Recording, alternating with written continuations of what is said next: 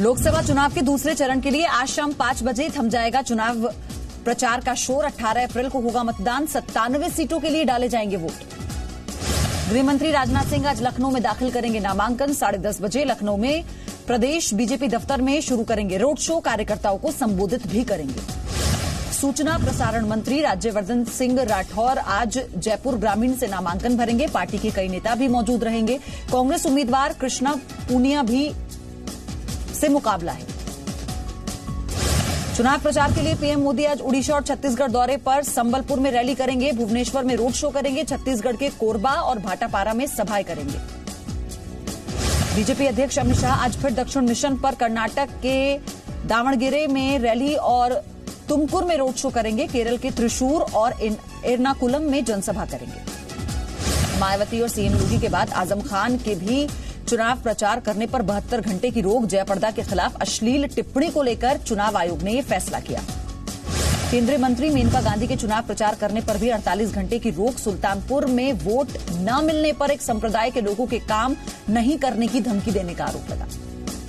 48 घंटे के लिए प्रचार पर बैन को मायावती ने बताया काला फैसला। चुनाव आयोग पर उठाए सवाल। पूछा पीएम मोदी और अमित शाह के बयानों पर कार्रवाई क्यों नहीं। प्रचार पर बैन से मायावती आज नहीं कर पाएंगी फतेहपुर सीकरी में गठबंधन की तीसरी साझा रैली। अखिलेश यादव ने पूछा पीएम के फर्स्ट वोटर भाषण पर एक्शन क्यों नहीं।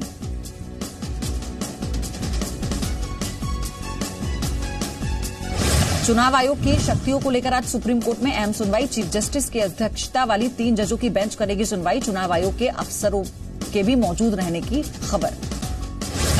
पीएम मोदी ने कहा 5 साल में नहीं हुई हमसे कोई गलती, इसलिए जनता दोबारा चुनेगी। दूरदर्शन को दिए इंटरव्यू में पीएम मोदी ने कहा देश का मन फिर बीजेपी के साथ है।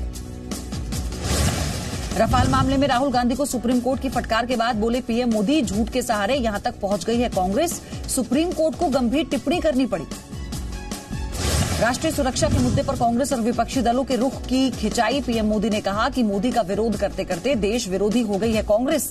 देश माफ नहीं करेगा।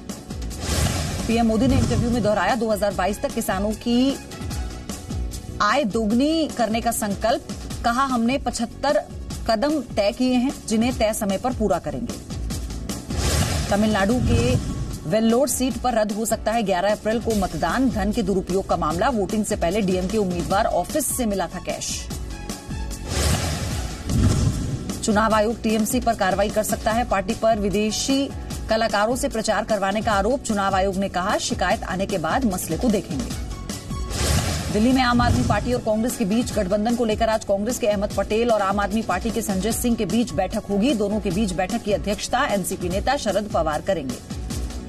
सोनिया गांधी के दामाद रॉबर्ट वाड्रा ने राजनीति में शामिल होने के सवाल पर कहा अभी कोई इरादा नहीं, समय आएगा तब ज्वाइन करूंगा। कांग्रेस नेता शकील अहमद ने कांग्रेस के प्रवक्ता पद से इस्तीफा दिया। मधुबनी से निर्दलीय चुनाव लड़ने की घोषणा की। कहा सोनिया और राहुल को मजबूत करूंगा। धारा 370 को लेकर महबूबा मुफ्ती का बीजेपी पर हमला। कहा सरकार बनाने के लिए धारा 370 नहीं हटाने की शर्त क्यों मानी। बीजेपी धर्म के आधार पर देश को बांटना चाहती है। छत्तीसगढ़ सरकार के मंत्री कवासी लखमा पर वोटरों को डराने का आरोप। कहा ईवीएम का दूसरा बटन दबाया तो करंट लगेगा। बीजेपी करेगी चुनाव आयोग से शिकायत। पूर्व रक्षा मंत्री मनोहर पर्रिकर के बेटे उत्पल ने एनसीपी अध्यक्ष शरद पवार को चिट्ठी लिखी। पवार के बयान पर सख्त ऐतराज जताया। पवार ने कहा था कि मनोहर पर्रिकर को रफाल सौदा स्वीकार नहीं था, इसलिए उन्होंने रक्षा मंत्री का पद छोड़ा। दिल्ली एनसीआर में देर रात से तेज हवाओं के साथ आंधी तूफान से बदला मौसम का मिजाज। सुबह कई इलाकों में हल्की बारिश हुई। आज शाम ओले पड़ने की भी संभावना।